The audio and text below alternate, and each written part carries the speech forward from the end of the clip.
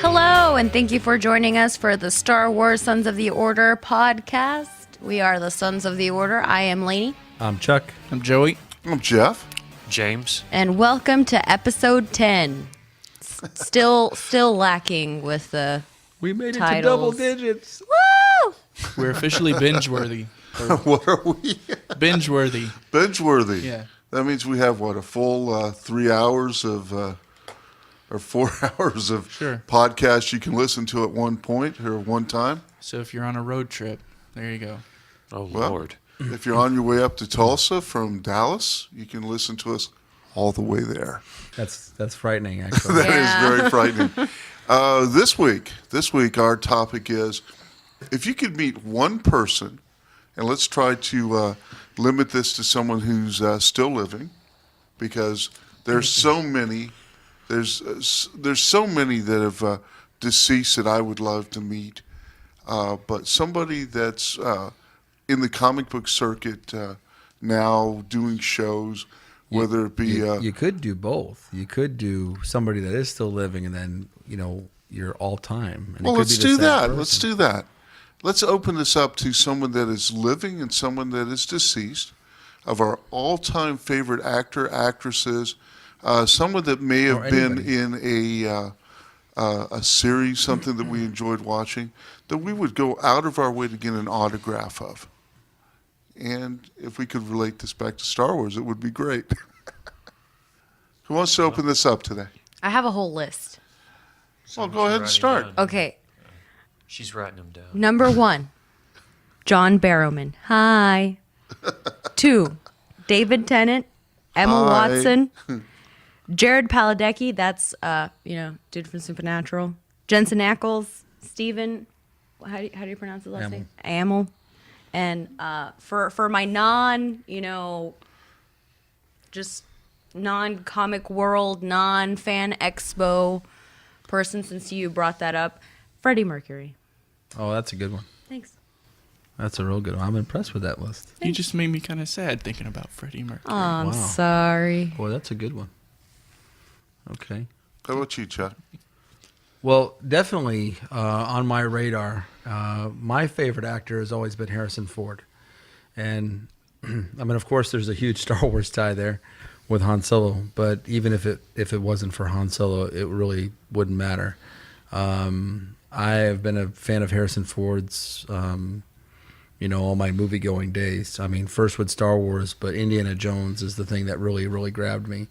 So I would definitely say Harrison Ford, would be the most person. And he's actually, when I look at it, he's one of the only few people in Star Wars that I haven't met. I've met almost everybody else. So from all the films. So, but as far as somebody that I would no longer have the opportunity to meet, one of my favorite movies of all time is Jaws. Okay. And it would be a tie between Robert Shaw and Roy Scheider. And I really regret not being able to meet either of them. I think Robert Shaw passed away in 1978, and Roy Scheider passed away somewhere in the mid-2000s, 2005, 2006, something like that. Well, so I never got the opportunity to meet him. I did meet Richard Dreyfuss, which was outstanding. Have a huge, interesting story about that. It didn't go exactly as I planned it. He's a pompous ass. Sorry, but that's the way I see him. Have you met him? No, but I can tell.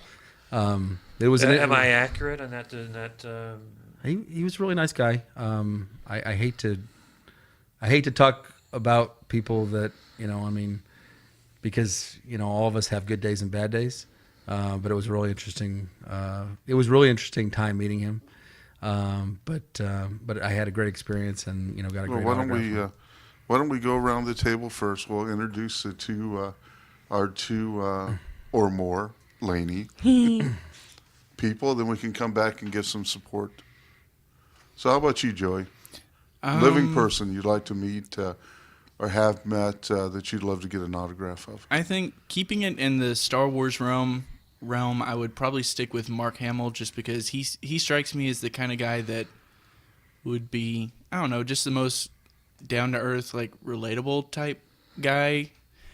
I don't know. Every time I see Harrison Ford on a talk show or anything like that, it just seems like he doesn't like talking. But yeah, with Mark Hamill, you could, obviously talk the whole Star Wars thing. You could talk about his work in Batman and that sort of thing. I'm trying to think who else. Some of them might not. Any of the guys from Firefly, I think, because I'm a Firefly nerd. Any of those guys would be cool to hang out, talk with. Chris Pratt seems like a cool guy. Mm-hmm. So I'm just trying to think of who would be cool to like talk to, have a conversation with, hang out with. Yeah. As far as somebody that may have passed away, I don't know. The only person I'm sure that there are other people that I've thought of in the past, but right now the only person that's coming to mind is Andy Kaufman. Oh, I think very that's a nice. good one, too. I think Great he'd be- choice. It would just depend on what day, though, with Andy Kaufman. Would he be cool, or would he just start messing with you the whole time? So I don't know. As far as I go, probably Robert Downey Jr. I just think he would be, especially now he's seems a little bit more grounded, and I saw The Judge the other night. He was really good in that. it was good. Yeah, I mean, the movie was okay, but he's a very good actor. No, he actually is, and I think now that he's gotten a little bit older, and you got to love him as Tony Stark. I mean, that's just and anything dealing with Iron Man, It's hard to separate him from Tony Stark. it absolutely It just is. seems like that's him. And the deceased or somebody that we really can't have access to anymore, for me, would have to be John Belushi. Wow. There you go. Just a real super talent. I don't want to get into my reasonings. We'll come back around to that, but just a real talent that we lost really early. So, how about you, James? Well, I'm not a big fan of actors and actors, as you probably heard from my comment about Richard Dreyfuss. I think Hollywood's full of a bunch of phonies, to speak like Holden Caulfield from Catcher in the Rye. But I mean, when the Oscars are on, I make a point of not watching them.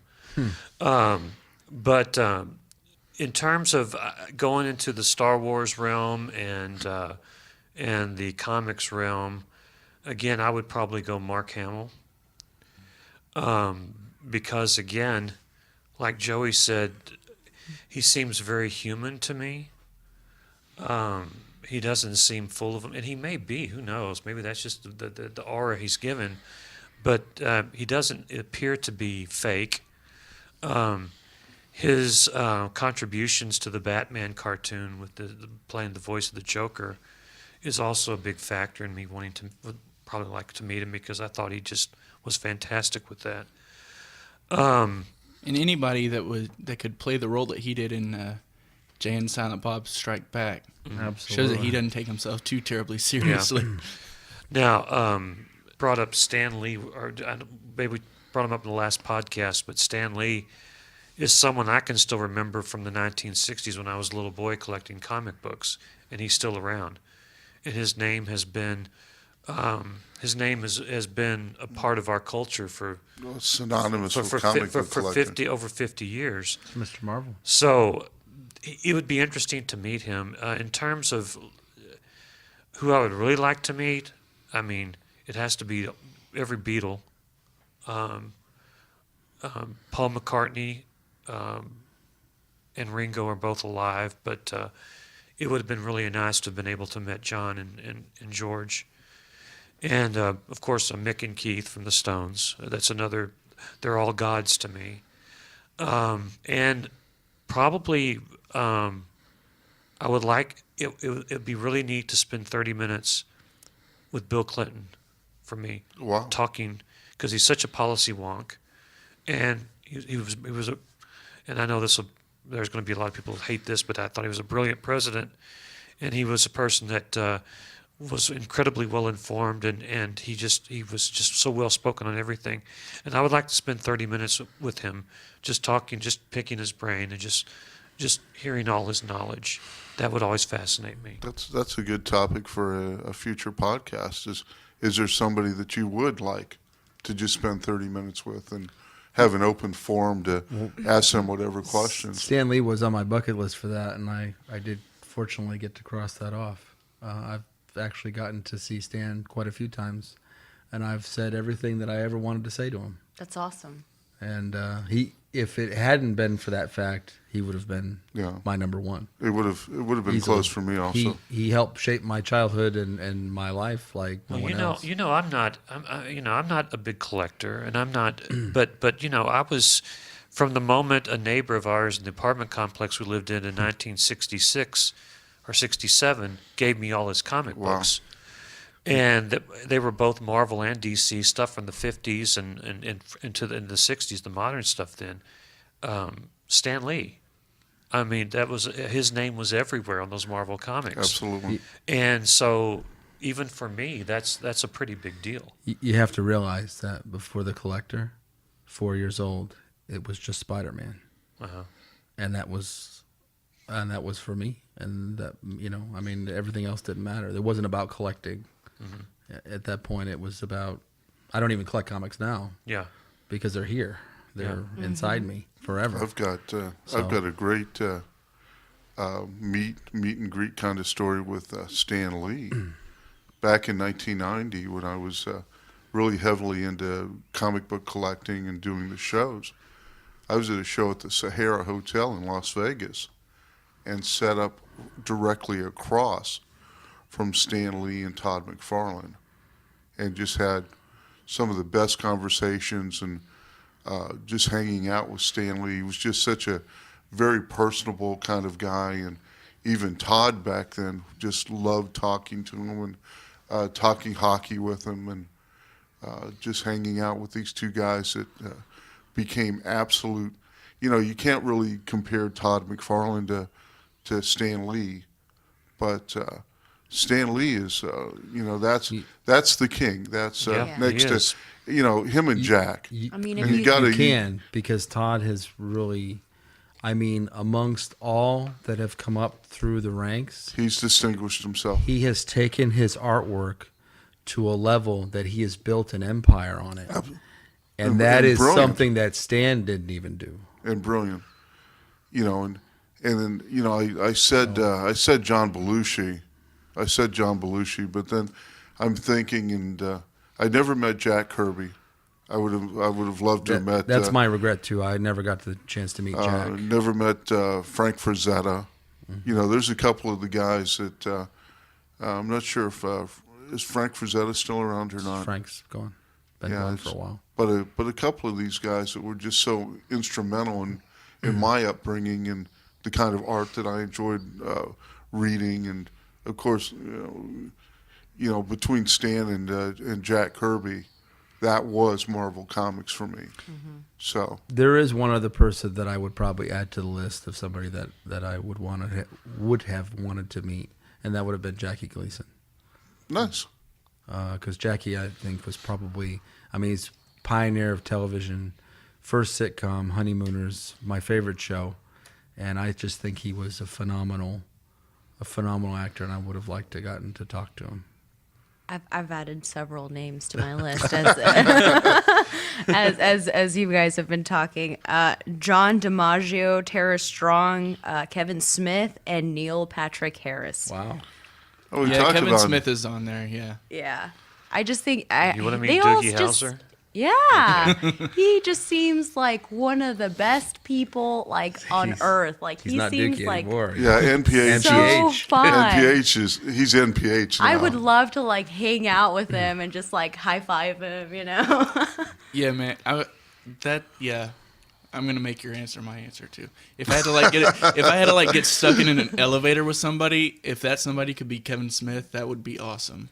Just I don't know. He can go on. I remember I saw one of his specials, one of his DVD specials, whatever, where he does a Q&A format. He talked an hour off of one question. That was it. That was the whole special. I don't even remember what the question was, but the guy that can just go on and talk and tell awesome stories. Yeah. Joey, y'all were talking about all of a sudden I started thinking, all of a sudden with all the kind of the, I don't want to say gloomy talk, but, people that have left us and all, I started thinking about Leonard Nimoy. He hasn't left us yet, but he's been very sick. And that's a gentleman I would love to meet. And I know we're not supposed to talk Star Trek in a Star Wars story. It's open forum. But, totally open. But Leonard Nimoy is someone that he again, it could be an impression because he is an actor, and he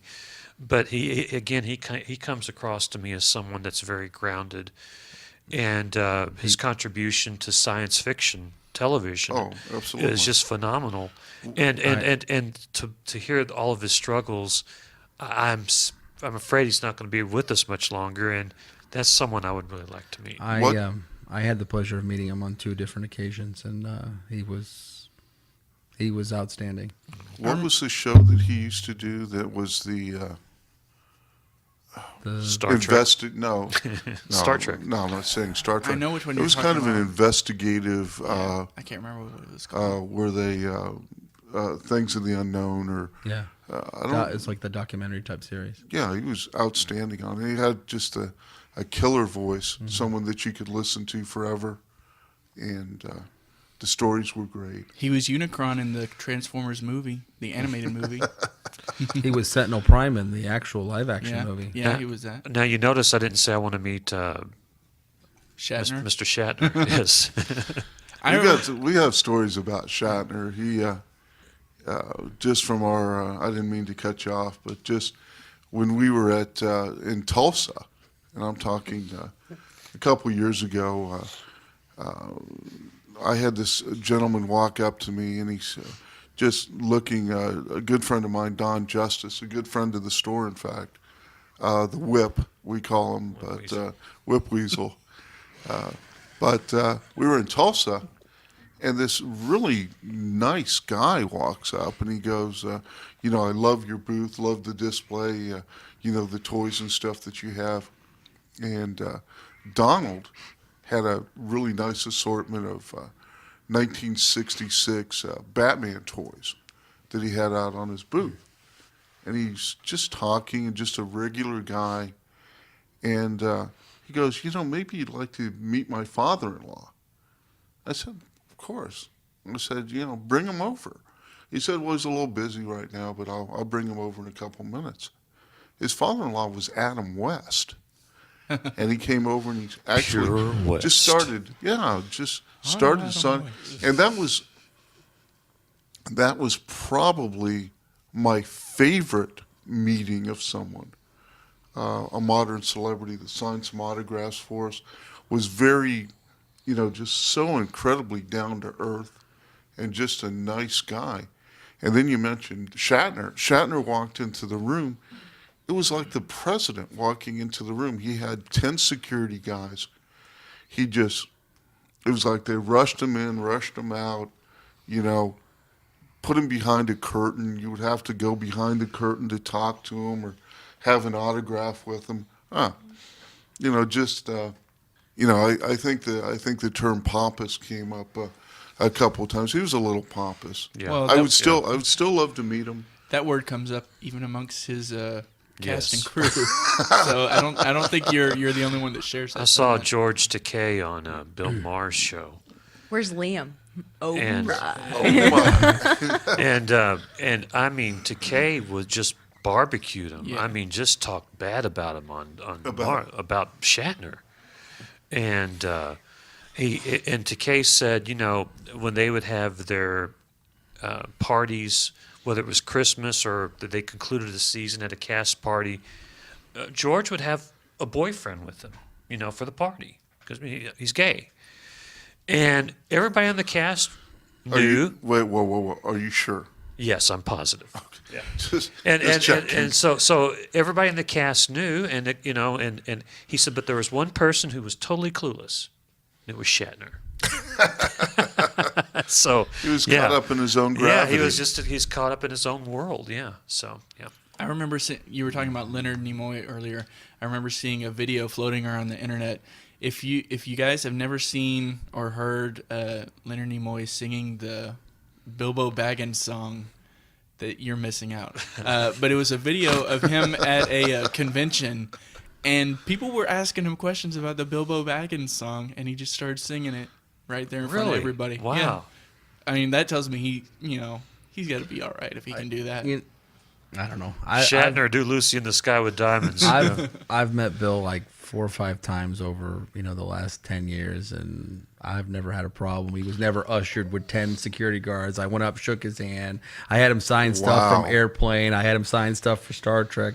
I had him sign stuff for T.J. Hooker because I've been a fan of his for I mean some of his acting is over the top, but I mean. I've enjoyed him. that's I've Shatner. enjoyed him in Boston Legal. I've enjoyed him T.J. Hooker. I enjoyed him as in his movie roles. I mean, and in Star Trek, I mean, he's Captain Kirk. That's he is. another actor that well, there's two actually. One that Spader, absolutely loves Spader. Just what he did in Boston Legal, loved it. Oh, I love Stargate, too. His interaction back and forth with Shatner, absolutely phenomenal. And then I thought of another one that besides the great John Belushi would be Heath Ledger. And just absolutely loved him as the Joker. I think Lainey wants to go again. She's got some more She's still working on her list. I am, but I didn't write anything down. Josh But I was Durazzo. I was gonna comment on something that Chuck was saying, is that a lot of the times we forget that these actors or celebrities are also human. Like if you come and meet me like on a Saturday or Sunday at 12:30 in the morning, I'm probably not going to be the same Lainey that I am, on a Thursday night at 7:59 because of my stress levels. These conventions are pretty hectic. It's a grind. You have to remember that there are thousands of people, you have all of these people asking you like the same question pretty much all the time, sure. wanting the same things. And we just got to remember they're just human, and it's True, but they're getting paid. Well, yeah. And in my previous job as a school counselor, I had an office, I had to be professional. I couldn't tell people what I really thought, or I had to put on an act. well, So I mean, yeah, you're right. I mean, But we're human. But Not we're only obviously that. that. But yeah, but Not- I mean, I treat it him as such. Like when I go up to him, I just treat him as such. That's why I think in the whole time that I've been, able to meet, people that are in that business, that are celebrities for whether it's sports or whether it's movies or whether it's music or, no matter what it is. Whatever the genre. I just go up and talk to them like They're I people. am. Like, hey, hey, I'm Mark Hamill. Hey, I'm Chuck Martin. I mean, it's like, hey, I mean, we're the, yeah, he's like way different than me. I don't pretend to be him. He's not way different than you. But I treat him just like he's, he's got interests just like I do. Right. We talk Everyone- about whatever. Everyone at this table, and I mean everyone, has had success in their own fields in different manners. Mm-hmm. I mean, it doesn't matter if you're 20 years old or if you're one of the old guys at the table, you're 53 or 54 years old. It doesn't matter. We've all had success. The thing is how these guys handle the success, and when you approach them, it's always, I find it really interesting to think for a minute, come up with something really great to say. And if you can catch them a little off guard, and that's a lot know, of pressure. well, I don't give think them- I could perform well. but say something meaningful so that they remember you. I do sound jaded about celebrities, and that includes all of those people who, and I'm talking about the ones who make a lot of money and who are very famous. I do get tired of them talking about how hard their lives may be, and not all of them are like that, but some of them. And I think that in quite a few cases they've lost touch with reality. Not all of them, but the thing is that you know, they are being remunerated at a great level, the big ones. Of course. And when they tried to compare their lives with mine or with yours, I think is totally, I mean, their work lives, I think is totally wrong. No one, I'm not saying their lives are easy, but they're a heck of a lot easier than Joe Schmo who has to go clean toilets. You got to think about how hard it must be. I mean, as a waitress, you know, I've gone to like a big box store and ran into a whole bunch of people that I've waited on, and they always want to stop me while I'm, you know, just in my PJs, just trying to get some peanut butter or something. And they always want to talk to me like, oh, hey, you know, we saw you at yeah, blah, blah, blah. And that's just two or three people. You know, imagine, you know, being a television star and that happening every single place you go. Another thing that I wanted to comment real quick is that we have to also remember that these people are being paid to uphold images. I was reading an article about Kesha. I know, completely off subject, but she was saying that she felt really uncomfortable because, you know, in the music world, she was the bad girl, the bad party, you know, disgusting glitter person, and she can't get away from that because that's what they pay her to do. So that might be something else that we might have to consider. Have you ever been a teacher in a particular community? I have. And it's after work or whatever, and I stop at a restaurant in my hometown. There's James Garrett. There's Mr. Garrett. He's my 6th grade English teacher. What? He's drinking a beer. Right. Yeah. Now you talk about, you know, and so that's definitely relative. It's very and the thing is that so yes, I think in a way I kind of do relate to some of that. But I was also gonna I really think That's that a good point. I want to give 3 examples real quick, and 3 people that I will not mention who they are, but 3 celebrities that I know. One celebrity, I was talking to him, and he was at one of the local shows. He's been in huge movies. Everyone would know who he is. He was taking his own money at the show, and he was trying to get enough gas money to drive home back to Arizona. And, you know, I mean, it was like that. The other celebrity was on a major TV series back in the late 70s, early 80s. Huge. Not the star, but like the 3rd person, 4th person down. He had a fanny pack. He was taking his own money too, just trying to make ends meet. And another celebrity that has money, very well to do, she was married to a huge person in the comic world, and she's an actress and has a lot of acclaim. Somebody that I know, that I'm friends with. And she flat told me, she goes, you know, we got on the subject because I'll talk about whatever they want to talk about, because I mean, you know, you don't feel like talking about that crap, don't talk about it. Mm-hmm. She's like, you know, I really don't want to talk about my ex-husband. I'm like, you know, I'm not here to talk about your ex-husband. We got on the subject because she used to do a lot of Comic Cons, and she's done them for years. And she finally got to the thing. She goes, you know something, Chuck? She goes, I can't do them anymore. She goes, I have to, you know, I mean, I know the fans come to see me. I have to give so much of myself, so much energy of myself to make it meaningful for every single fan that comes, because I know how much that they work to be there or what sacrifice they have to do to be there. I want to do that. She goes, it was destroying my health. Mm-hmm. I couldn't do it anymore. She goes, so I just don't. I mean, she goes, I didn't want to fail at that. I didn't want to become jaded. I didn't want to become to the point where I wasn't giving that experience to every fan. She goes, I simply cannot do them anymore. That was real. That was absolutely 100% real. So, just because you have money doesn't mean the problems change. You just have different problems. Mo money, mo Or it makes them bigger than what you Well, you know what? I hope to have that experience someday, because that's all I've heard from people who've had money. It's like, oh my God, Well, you don't know the problems we have. Well, then I would like to experience that. I would like to have some money. But the perception of a lot of these people that we've seen that have become members of our family through the media, through television. I mean, we've taken them into our lives. We've accepted them in that character role. A lot of those people that were around in the 70s and 80s, they don't have money anymore. Right.